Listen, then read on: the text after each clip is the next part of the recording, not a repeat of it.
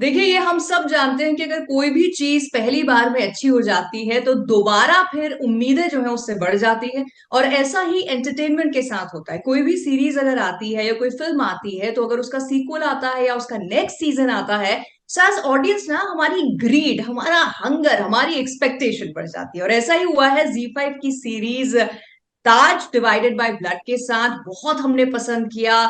लाखों करोड़ों बार सुनी हुई कहानी को फिर से देखने में बड़ा मजा आया। और इसीलिए अब जब नेक्स्ट सीजन है ताज रेन ऑफ रिवेंज, उसे भी बहुत अच्छी तरीके से लोग देख रहे हैं, पसंद कर रहे हैं। सो आज जो डायरेक्टर हैं विभू पुरी हमारे साथ है, उनसे हम ढेर सारी बातें इससे जुड़ी हुई करेंगे। पर सबसे पहले विभू, बहुत बहुत स्वागत आपका पंजाब केसरी नवोदय टाइम्स में।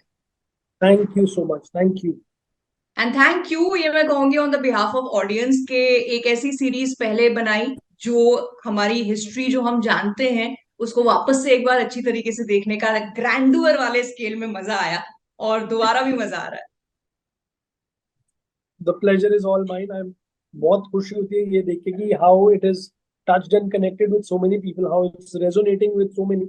सबको इतनी पसंद आ रही है, सबको अच्छी लग रही है। तारीफ मिल रही है, क्योंकि काम तो हम लोग सब करते हैं, मेहनत तो सब करते हैं, सब कोशिश यही करते हैं कि कुछ ऐसा बने और कुछ ऐसा बना सकें जो लोगों को पसंद आए।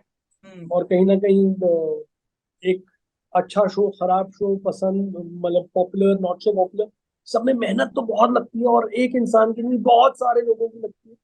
तो ये बहुत अच्छा लगता है कि the a validation from the audience just gives you two things: happiness from the point of view of the entire crew, क्योंकि सिर्फ ये मेरा सपना नहीं है, ये 200-300 लोगों का, लाइट बॉय से लेकर आर्ट असिस्टेंट से लेकर सब लोगों का एक जर्नी रहता है, एक्टर्स राइट। का जर्नी रहता है, राइटर्स का जर्नी रहता है। और कहीं ना कहीं दूसरा एक वो होता है कि दी expectation is so high now. Specially जैसे आपने कहा कि मेरे साथ भी हुआ कि पहला सीजन लोगों ने इतना पसंद किया, तो मुझे कहीं ना कहीं, मैं ये झूठ नहीं बोलूंगा, मुझे भी डर लगता था कि कहीं ऐसा ना हो यार कि कुछ गड़बड़ ना बन जाए, यार कहीं ऐसा ना हो लोग बोले कि यार पहला तो अच्छा था, दूसरा तुमसे ना हो पाया। और वो और ज्यादा इसलिए अजीब लगता है क्योंकि पहला तो अंग्रेजों ने बनाया, there was a British director. तो कोई हाँ। आके बोले कि यार अंग्रेज करेक्ट करके तुम नहीं बना पाए, तो वो भी एक प्रेशर होता था। Stupid things. बट इंसान है हम लोग, हम लोग को भी प्रेशर होता है, तो क्या कहते हैं वो, डर के आगे जीत होती है। तो कोशिश यही रहती है आगे। बिल्कुल। और आपके डर के आगे वाली जीत दिख रही है काम।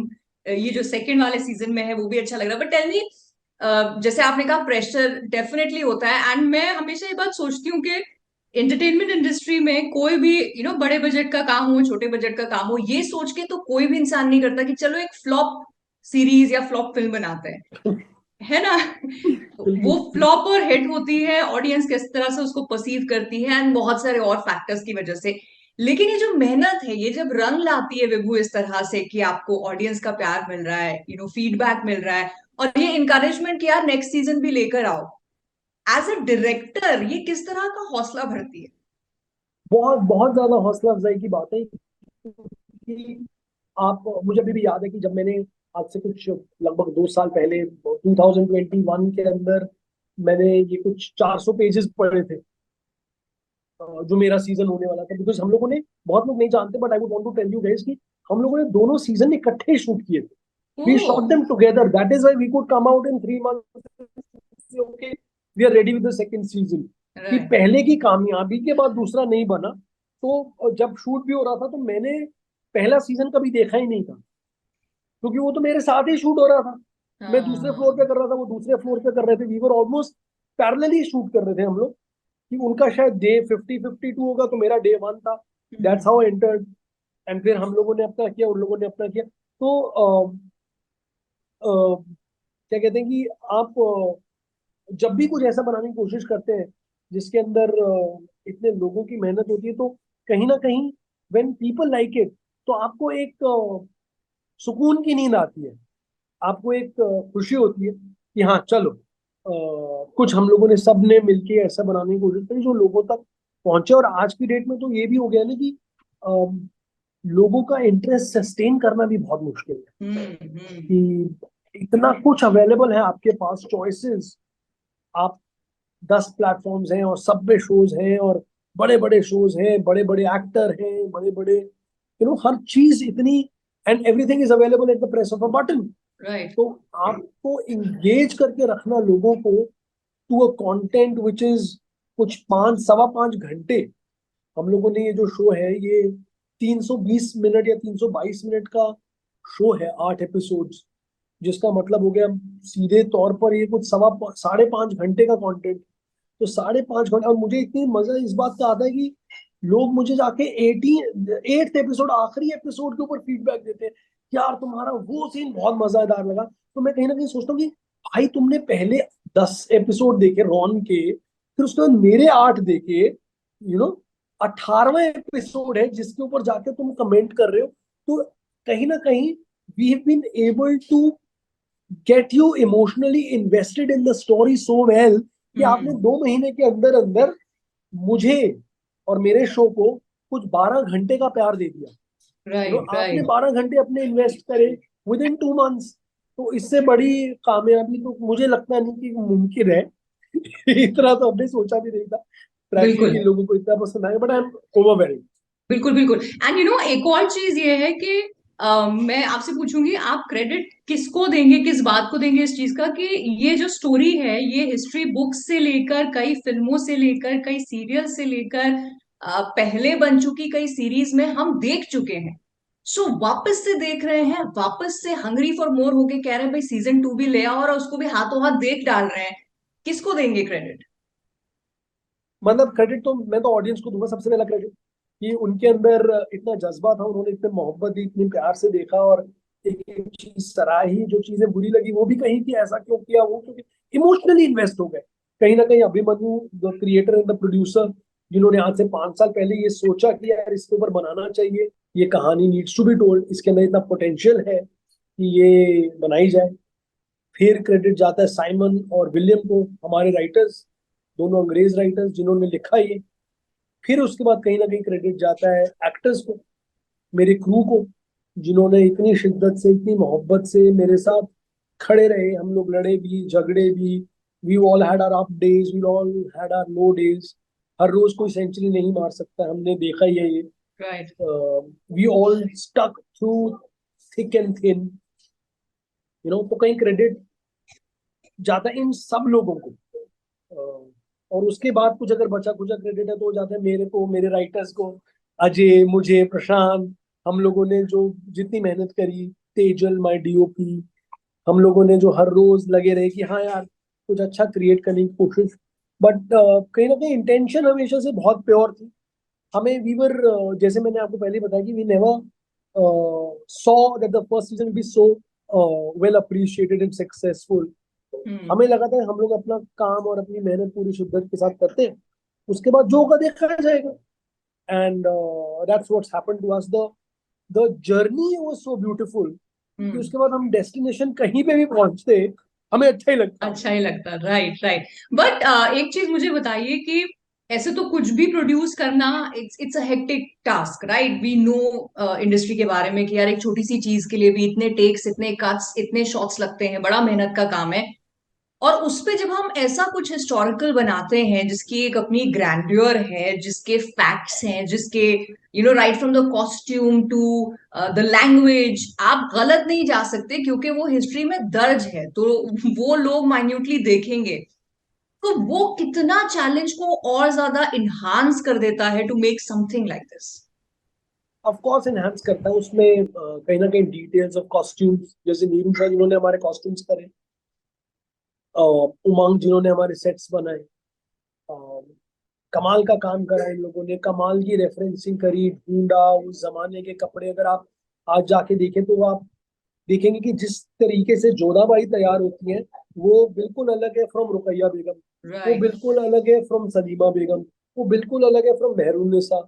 जिस किस्म के कपड़े सलीम पहनता है वो बिल्कुल अलग है फ्रॉम दनियाल, फ्रॉम बादशाह अकबर। तो कहीं ना कहीं हम लोगों ने बहुत कोशिश करी कि इन सब लोगों को एक अलग अलग तरीके से हम लोग दिखाएं, अलग अलग ये लोग दिखे। तो मेहनत बहुत बढ़ जाती है, क्योंकि जब भी आप हिस्टोरिकल या पीरियोडिक कुछ कर रहे होते हैं तो yes there is a history, but there is a lot of imagination that you have to add to. Because hmm. मैंने तो नहीं देखा उस जमाने में लोग कैसे कपड़े पहनते थे, मैंने नहीं देखा वो किस तरीके के दरबारों में रहते थे, बट हम लोग कहीं ना कहीं we draw influences from history, from referencing, from what is real. तो कहीं राइट। जाकर हम लोग लाल किला भी घूम के आए और फतेहपुर सीकरी भी देख के आए, और देखा अच्छा ये दीवाने खास है, ये दीवाने आम है, यहाँ जनता आती थी, यहाँ वो अपने किंग्समैन के साथ बैठते थे। But then what would Akbar look like, how would he sit, you know, वो सब हमें खुद इमेजिन करना पड़ता है। तो कहीं ना कहीं, and what you are also saying is very true, आपके आपकी जिम्मेदारियां बढ़ जाती, क्योंकि हम्म। आप एक ऐसे शख्स के बारे में बात कर रहे हैं जो हु एग्जिस्टेड। तो you can't like go completely wrong, but you also have to keep in mind that आपको कुछ ऐसा बनाना पड़ेगा, इस तरीके से बताना पड़ेगा कि लोगों को समझ में आए, लोग उसके साथ राइट। कनेक्ट करें। तो जैसे छोटी छोटी चीजें कि हम लोगों ने अकबर को भी मेड हिम रियल, मतलब वो आपके वालिद साहब भी हो सकते हैं, मेरे वालिद साहब भी हो सकते हैं, वो इतने रियल कि जो कोशिश करते हैं कि मेरे बच्चे सिर्फ आपस में बनी रहे उन लोगों की। जो रोता हम्म। भी है, जो अपनी बीवी से जाकर अपॉलॉजी भी मांगता है, जो अपने बेटे को भी कहता है कि घर लौट आओ, यू नो, राइट। जो शायद कहीं डांट टपट भी देता है। तो वो हमने ये किरदार अकबर का आज तक नहीं देखा। हम लोगों ने अकबर को एक ऑटोक्रेटिक रूलर देखा, चाहे वो पृथ्वी साहब ने किया, या हमारे दिमाग में एक इमेज ऐसी बन गई कि अकबर तो ये थी, और हमने उसको तोड़ा। सिमिलरली अब जैसे मेहरुन्निसा का किरदार है, वो मुझे बहुत इंटरेस्टिंग लगता है, क्योंकि वो आज की लड़की है। वो हम्म। शुरुआत में आती है और आपको अपना एम्बिशन बताती है कि मैं एक दिन इस सल्तनत की मलिका बन के रहूंगी। वो पहले सीन में आपको बता देती है। तो कहीं ना कहीं अ गर्ल टुडे जो शायद मेरठ, बरेली, इटावा, इटारसी में रहती है आज, जिसके सपने हैं, ख्वाब है, वो भी उसके साथ कनेक्ट करती है कि यार राइट। मेरा अपना सपना है कि यार मैं एक दिन ये मुकम्मल कर लूं, और वही मेहरुन्निसा कर रही है। तो हम लोगों ने कहीं ना कहीं इन किरदारों को आज की जबान, आज का मतलब हम जबान, when I say I mean the voice, we started giving them voice of today, कि how would it be real, जैसे इवन दनियाल, कि वो इसी खौफ में जिया कि मेरा भाई मुझसे बेहतर है। कि ये जो आज भी हमारे यहाँ पे जो मीडियोक्रिटी का जो डर है, which is always been with any human civilization, that the mediocre man would always be would always be worried of the powerful। तो वो राइट। हमने कैसे उसको एकदम कंटेम्पराइज करा था कि दोनों भाइयों के बीच में जो जंग है, या जो उनके मकसद है, वो कंटेम्पररी है। बिल्कुल। मतलब इवन जैसे खुर्रम और खुसरो की कहानी है, जो दो बच्चे हैं, कंटेम्पररी है। हमने उनको कार्डबोर्ड कैरेक्टर्स नहीं बनाया, कार्डबोर्ड कैरेक्टर्स नहीं रहने दिया। We give them dimensions, we made them real. वो रोते राइट। हैं, हंसते हैं, गले लगाते हैं, चूमते हैं एक दूसरे को, नाचते हैं, we made them real. Right. And I and I think इसी दैट्स, वजह से वो ऑडियंस के बीच में इतना रेजोनेट कर रहा है कि भले ही बिल्कुल हम कई सेंचुरीज पहले की एक कहानी बता रहे हैं, रॉयल्स की, मुगल्स की, बट अगर हर घर में देखें तो कहीं ना कहीं कमोबेश हालात ऐसे ही हैं। The बिल्कुल बिल्कुल language, the बिल्कुल। लहजा may change, but the soul basically is the same, and that's why it's resonating. But विभू, मुझे आप ये बताइए कि ओटीटी पे डायरेक्शन का process versus if we say a feature film direction process, कितना डिफरेंस आपको लगता है, या फिर it's a very thin line, और there is no difference at all? देखिए, at the end of the day, बात तो सिर्फ कहानियां कहने की। वो आप कहानियां अपनी चाहे नानी से सुने, या आप 500 रुपए की टिकट लेकर जाएं थिएटर में, या फिर आप अपने टेलीविजन पे देखें, या आप इंस्टाग्राम रील्स में देखें, हम्म। कहानियां कहना ही मकसद है।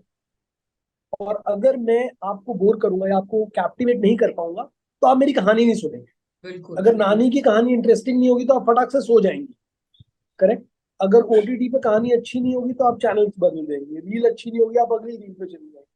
तो मुझे नहीं लगता कि कहानियां कहने का कुछ तरीके, मेरे लिए तो कोई तरीके में फर्क नहीं आता। हाँ, कई बार ये होता है कि काम जल्दी करना पड़ता है, वक्त कम है, ऑल ऑफ दैट, राइट। वो सेकेंडरी चीजें हैं, उससे कुछ फर्क नहीं पड़ता। बट हाँ, ओटीटी में जो मुझे एक चीज मजेदार लगती है, कि अगर यही हम फिल्म बना रहे होते, तो शायद आपको 2 घंटे 2.5 घंटे का एक म्यार मिलता कि इसके अंदर आपको कहानी कहनी है, तो मे बी आप बड़ी यूनिडायमेंशनल स्टोरी बता पाते from Salim's point of view, या from Akbar's point of view, लेकिन हम लोगों के यहाँ पे सलीमा की स्टोरी भी इम्पोर्टेंट है। हमने सलीमा भी देखी, सलीमा के शौहर भी देखे, हमने बैरम खान भी देखे, हमने दनियाल देखा, दनियाल का हमने उनका जो एडवाइजर है उनको देखो, आयान साहब बदाऊनी जो बने हैं उनका किरदार हमने समझा। हमने अबू फजल की कहानी पकड़ी, हमने रुकैया बेगम की कहानी पकड़ी, हमने मेहरुन्निसा और अली कुली का के निकाह तक पहुंचे, उधर क्या क्या गड़बड़ हुई वो देखी। तो आपके पास एक मल्टीपली लेयर्ड मटेरियल होता है। आपके पास जो राइट आपके पास जो मैं कहता हूँ कि ये बड़ी पिकासो किस्म की कहानियां होती हैं, which is मल्टीपल पर्सपेक्टिव्स। आप किसका पर्सपेक्टिव पकड़ ले, आप किसका पर्सपेक्टिव छोड़ दें, ये आप पे डिपेंड करता है। आप रियलाइज करते हैं कि राइट दानियाल भी गलत नहीं है, कि दानियाल भी आखिर में जब गले लगता तो यही कहते कि मैं तो आपको कितने सालों से गले लगाने जाता था भाईजान, लेकिन वो मौका ही नहीं मिला कभी। तो वो भी गलत नहीं है। आप जब अकबर को देखते हैं तो अकबर जब खत्म होते हैं तो अकबर भी जाते हुए एक चिट्ठी लिख के जाते हैं और अपनी तीनों बेगमों को शुक्रिया अदा करते हैं। कितने प्रोग्रेसिव है वो।